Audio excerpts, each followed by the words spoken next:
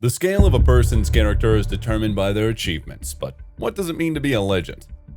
Means a lot. He was a great fighter, legend. I want to be like him one day, so means a lot.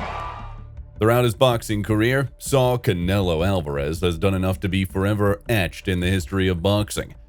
A great fights, big fights, and keep and making history. That's the what I'm motivated. He has defeated legendary boxers, beaten up top contenders, endured the bitterness of defeats, and came back stronger.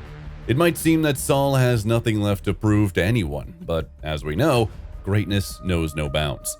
Not so long ago, Saul confirmed his title as the King of Mexico in a fight against Munguia. But a new threat has emerged on the horizon. He is the best boxer regardless of weight class opponents. Fast, elusive, strong in the ring, Crawford has challenged the legacy of the Mexican. Saul's entire career now faces a threat in the form of the undefeated, unstoppable king of boxing, Terence Crawford. But it's a fight I would love to see. And seeing this fight, I still think the only man that can beat Canelo is Terence Crawford. That's just what I think, and I want to see it. The year 2024 is truly rich in fights and events, and the potential Canelo Crawford bout would be the cherry on top. But how likely are we to see this showdown? Let's be honest, this fight is interesting, at least from a sporting perspective. Two legends of their times will be sharing the same ring to determine the king of the pound-for-pound ranking and the formal title of the best boxer of the modern era. But what are the conditions for this fight to take place? What did you think about that fight in terms of you fighting Canelo? Did you see opportunities for yourself?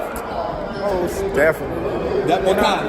A lot. We whoop his feet, right? Right like Kendra said, we whoop his feet. You had to see the fight, but Canelo did good, Munguia did good. It was a good fight. All right, Terrence, man, you the best. Y'all appreciate you. Undoubtedly, this fight will be one of the biggest in boxing and will generate as much excitement as the fight for the title of undisputed champ. Both boxers have made a name for themselves. But what are the conditions? Without a doubt, Canelo has broader media coverage, a louder opposition, and he himself has more influence than the modest and quiet American. Therefore, Saul will be the main star. Where will the fight take place? Of course, there will be no problems organizing the fight. Any country would be honored to host such a high-profile bout between two legends of their time, whether it's the United States or the United Arab Emirates. In what weight class will the fight take place? We are 99% sure that the fight will take place at catchweight, which is the most comfortable for both boxers. If everything goes well, we can expect an official announcement of the fight in the coming months. History of conflicts and public disputes. Are you tired of people asking you about Terence yet?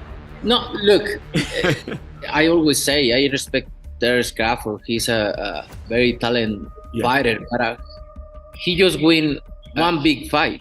If you see his record, he just beat one good fighter like Errol Spence is. Yes. He did a really good job with the Spence. But I knew Terence Crawford is a great fighter.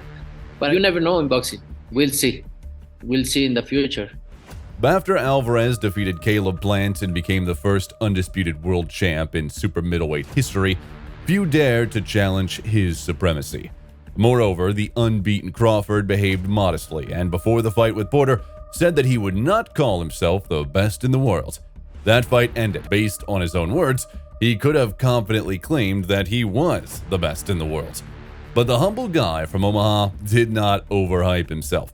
Terence, with a record of 40 wins and 40 fights and a streak of 11 consecutive knockouts, remains a modest guy, despite having many reasons to boast. To start, let's recall the time he became the undisputed world champ much earlier than Saul Alvarez. He earned the title back in 2017 when he knocked out Julius Indongo. Thanks to that success, the American became the king of the light welterweight division. Having won everything possible in this division, Crawford immediately moved up to welterweight. Thanks to his credentials, he immediately got a title fight, the skillful Crawford, and was defeated in 7 rounds.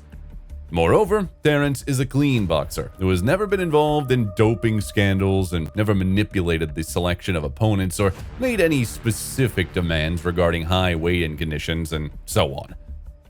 But Terence Crawford now is my one of the favorite fighters, active fighters, I mean. He has good skills, very good skills. Maybe he could show us something. What can Saul Alvarez counter with all these advantages? What's your thoughts when you hear someone like Floyd Mayweather says Canelo has nothing to prove? He already fought everybody, he fought the best. No, I feel happy because he knows everything, right? That was coming from him who been done everything, so I feel special. Yeah, of course Canelo is great, but it should be understood that to achieve the title of an undisputed champ, he chose the most convenient weight category for himself. Not middleweight, where Charlo, Golovkin, or Andrade are. Hell, not even at light heavyweight, where Artur Beterbiev and Dmitry Bivol, whom Saul has already lost to, are dangerous for Canelo. You might say he's a world champion in 4 divisions, while Crawford is only in 3. Aside from that, let's remember that before the light heavyweight title fight with Sergey Kovalev, Canelo put the Russian in a very disadvantageous condition regarding the weight cuts and did not give him a full training camp, effectively forcing him to fight on short notice. Finally, it's essential to understand that Terence won his titles convincingly and without question. The same can't be said about Alvarez. How many controversial fights has he had in his career? 2 fights with Golovkin, a dubious win against Erislandy Lara, ambiguous victories against Austin Trout and Miguel Angel Cotto. It's worth understanding that Alvarez built his name and climbed the rankings through all these fights. Only recently has Canelo consistently started winning cleanly, but this only happened when he moved to the weakest possible weight category for himself. Add this to the long-standing story with clenbuterol and the ongoing talks about Saul being surprisingly sturdy and powerful for his division, which again raises questions about the Mexican's cleanliness. All of this works against Alvarez.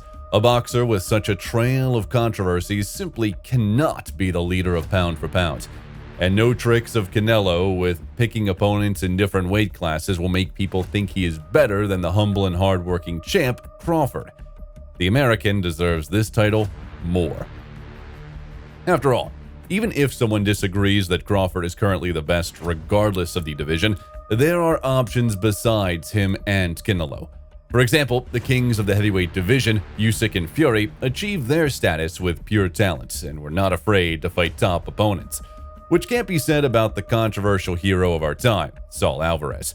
Saul shines with greatness, undoubtedly, but lately there has been too much dirty information about him. The main problem of the fight. Do you see him beating Canelo? Does Crawford beat Canelo in your opinion, based off his skills? You know, I can imagine it. You can? I can imagine. Of course, I can imagine a lot of scenarios. The biggest risk for Crawford is the weight difference. He has never fought someone with the size and stature of the star Mexican. The weight difference is 22 pounds, and if the fight does not take place at catchweight, it'll be extremely difficult for Crawford to adjust to his opponent's size. And this could become a problem. I remember when I came to the boxing gym, one of the first lessons which I should learn, it's like, you should respect weight classes. You know, yeah, what it means.